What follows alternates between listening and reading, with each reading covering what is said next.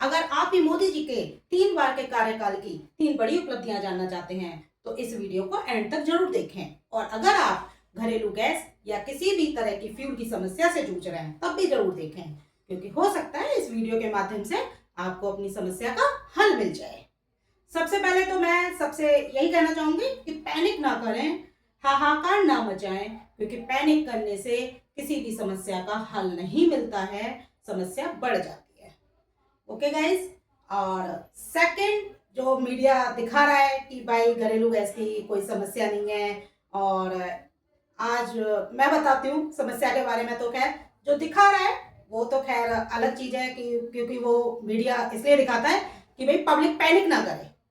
अगर public panic कर गई तो वर्ल्ड वॉर वहां शुरू हो ना हो, बट इंडिया में हो जाएगा अगर पब्लिक में हाहाकार हो गया तो इसलिए पैनिक ना करें। और आज मैं एक न्यूज़ देख रही थी कि भाई घरेलू गैस की कोई कमी नहीं है, घरेलू गैस सबको दी जाएगी, 2 से 3 दिन में घर पर सिलेंडर पहुंच जाएगा। तो इतना भी नहीं है जितना मीडिया दिखा रहा है, क्योंकि मैं अपने साथ हुआ इंसिडेंट बताती हूँ। कुछ तो कमी इन कालाबाजारी वालों ने कर रखी है। आज मैंने मेरे साथ जो 2 इंसिडेंट हुए दोनों मैं आपके साथ शेयर करने जा रही हूँ। पहला इंसिडेंट हुआ, मैंने अपना सिलेंडर 4 मार्च को बुक किया था, और जो आज 12 मार्च है अभी तक नहीं आया है। और मैं गैस एजेंसी पर फ़ोन करती हूँ तो पिक भी नहीं करते हैं, वहाँ बुकिंग भी अब नहीं ले रहे हैं वो लोग। और ठीक है, कोई बात नहीं है भाई, हम कोई आदि मानव नहीं है, आदि मानव ने भी पेट भरा था अपना, तो हम तो साइंस के ज़माने के इंसान हैं, तो कुछ ना कुछ तो कर ही लेंगे। और ऑप्शन है, ऐसी बात नहीं है, कुकटॉप है एंड माइक्रोवेव है, ओवन है, बहुत सारे ऑप्शंस हैं। तो पैनिक ना करें, सॉल्यूशन ढूंढें और मिल जाएगा, क्योंकि हम इससे बड़ी बड़ी समस्याओं से भी निकल के बाहर आए हैं।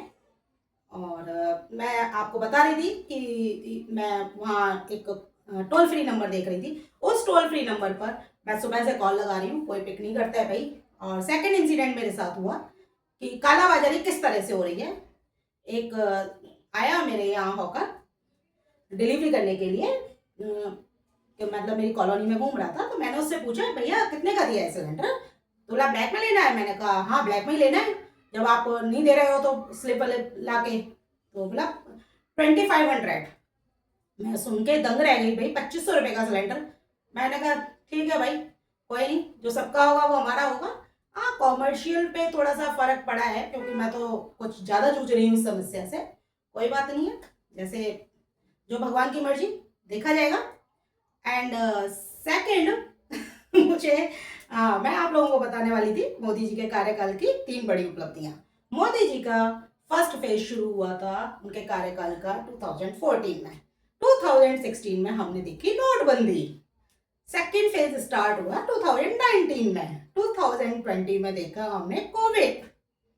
और थर्ड फेज स्टार्ट हुआ 24 में। और 26 में हम देख रहे हैं क्रूड ऑयल की प्रॉब्लम और फ्यूल की प्रॉब्लम। तो मुझे हंसी आती है, और मैं, ऐसा नहीं है कि किसी पर मैं क्वेश्चन कर रही हूँ, क्योंकि मुझे तो लगता है मैं तो अचीवमेंट ही कहूँगी, क्योंकि हम कहीं ना कहीं समस्याओं से निकल के आए हैं। देखो कोविड कितना रहा, लेकिन हम उससे भी निकल आए बाहर, उसके भी कुछ ना कुछ सॉल्यूशन दिए। और नोटबंदी नोटबंदी के टाइम में भी कितना पूरे देश में हाहाकार मच रहा था, लेकिन अब सब कुछ नॉर्मल हो गया, रेगुलेट हो गया सब पूरी कंट्री में। और थर्ड, कोई बात नहीं है, जो है वो देखा जाएगा भाई, बट इतना पैनिक मत करो कि वर्ल्ड वॉर वहां शुरू होने से पहले आप अपनी कंट्री में शुरू कर लो। ओके। और मैं कालाबाजारी करने वालों से भी रिक्वेस्ट करूंगी कि भाई आपदा में अवसर मत तलाशो, क्योंकि इंडिया में मैंने देखा है अगर किसी के ऊपर आपदा आती है तो उसका पड़ोसी सबसे पहले अवसर तलाशता है कि भाई मुझे कहाँ प्रॉफिट हो रहा है।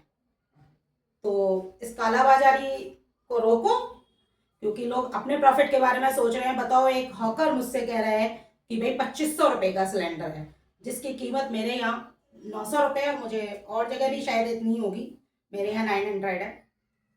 और वैसे भी मुझे लगता है काफ़ी जगह तो पीएनजी गैस है, आईजीएल वाले की पाइपलाइन पड़ी हुई है। और हमारे यहाँ भी है, हमारी सोसाइटी में भी है, बट हम लोग रेंटर हैं तो हमारे पास नहीं है, ओनर है उनके पास तो है। तो इतनी बड़ी समस्या नहीं है। तो प्लीज़ समझदारी से काम लो, कॉपरेट करो। और मोदी जी के लिए मैं रिक्वेस्ट करना चाहूँगी कि अगर फोर्थ टाइम नामांकन पत्र भरने जाए तो प्लीज़ अपनी कुंडली किसी अच्छे ज्योतिषी को दिखा लें, हैं? क्योंकि मैं बस आज ऐसे ही बैठी हुई थी और मैं कोई कमी नहीं निकाल रही हूँ, किसी को ब्लेम नहीं कर रही हूँ, क्योंकि भाई मुझे पता है एक देश चलाना बहुत बड़ा काम होता है और इतने बड़े देश को कोई ऐसे ही नहीं चला लेता। बहुत एक्सपीरियंस चाहिए होता है और निकल के भी आए, शायद उन्हीं की वजह से निकल के आए इन सब समस्याओं से। और लेकिन हमने आपके तीनों कार्यकाल में वो सब देख लिया जो शायद हमारे एंसेस्टर्स नहीं देख पाए। क्योंकि मुझे लगता है जो वर्ल्ड वॉर हुआ था 1914 में हुआ और 1939 में हुआ था, तो हमारे एंसेस्टर्स ने नहीं देखा होगा, लेकिन अगर अब हो जाता है थर्ड स्टार्ट तो हम देख लेंगे। नोटबंदी पहले कभी एक बार हुई थी, 17 कुछ था, मैंने कभी कहीं पढ़ा था, एक बार कभी हुई थी। और जो अभी हमने हमने देखी, बट 2016 में देखी हम लोगों ने। और थर्ड कोविड तो किसी ने भी नहीं देखा भाई, कोविड तो फर्स्ट टाइम आया था। एक बार एक महामारी आई थी, कभी 1800 कुछ में आई थी, बट हमने देखी, हमारे एंसेस्टर्स ने नहीं देखी। तो क्या कहें हम अपने आप को, लकी कहें या क्या कहेंगे, बताइए आप। जो हम इतने बड़े, और ऐसी बात नहीं है उन प्रॉब्लम से निकल के आ रहे हैं, तो अचीवमेंट्स भी देख रहे हैं, टेक्नोलॉजी इतने आगे बढ़ चुकी है कि हर प्रॉब्लम का सॉल्यूशन ढूंढ लेती है। तो गाइस प्लीज पैनिक ना करें, कोऑपरेट करें एक दूसरे को। और मैं लोगों से भी कहना चाहूंगी कि भाई कालाबाजारी पर ध्यान ना दें, सबसे पहले भाईचारा दिखाते हुए ये देखें कि भाई हर किसी को एक मतलब इतना तो खाना मिल जाए कि कोई भूखा ना सोए। बाकी देख लेना, कोई बात नहीं है भाई। बाकी पुराने टाइम में लौट चलो, चूल्हे पे खाना बनाएंगे कुछ दिन, हैं? और जितनी भी नई बहुएं हैं जिन्हें चूल्हे पे खाना बनाना नहीं आता, तो उनकी सास भी खुश हो जाएंगी, अब तो मेरी बहू चूल्हे पे खाना बनाती है। और भाई जिनको नहीं आ रहा है तो यूज करो, कुकटॉप यूज करो, माइक्रोवेव ओवन, और भी बहुत सारे ऑप्शंस होते हैं। करो ओटीजी वगैरह यूज करो, क्या कर सकते हैं, एयर फ्रायर यूज करो।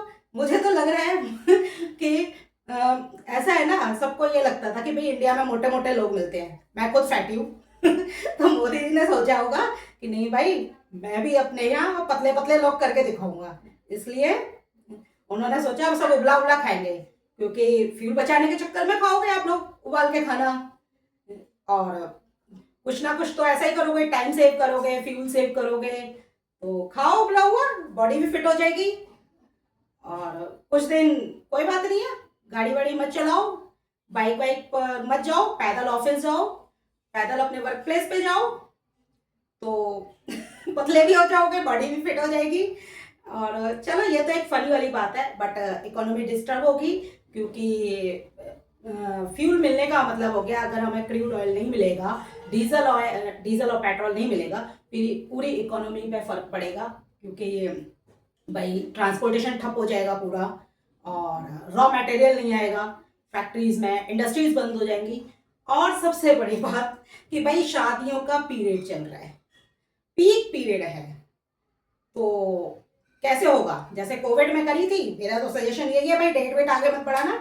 जैसा कोविड में 5 बाराती ले जाके करते थे, ऐसे ही कर लो, अच्छी बात है, पैसा बचेगा आप लोगों का, और जितना बचता हो सब बेटी और बेटे के नाम कर दो, हैं? गाइज आप लोगों का क्या सोचना है मेरे बारे में, जो मैं बोल रही हूँ, जो मेरे व्यूज है, कुछ भी सही, लाइक डिसलाइक, कोई भी फनी कमेंट, कुछ भी पॉजिटिव नेगेटिव, कुछ भी आप बोल सकते हैं, ये आपके अपने व्यूज होते हैं जो मेरे साथ आप शेयर कर सकते हैं। क्योंकि आपको शेयर करते हैं तो मुझे लगता है कि हाँ, मेरी जो मेहनत है वो बेकार नहीं जा रही है, कहीं ना कोई मुझे सुन रहा है। ओके, तो गाइस मुझे बताना जरूर प्लीज। Okay, thank you.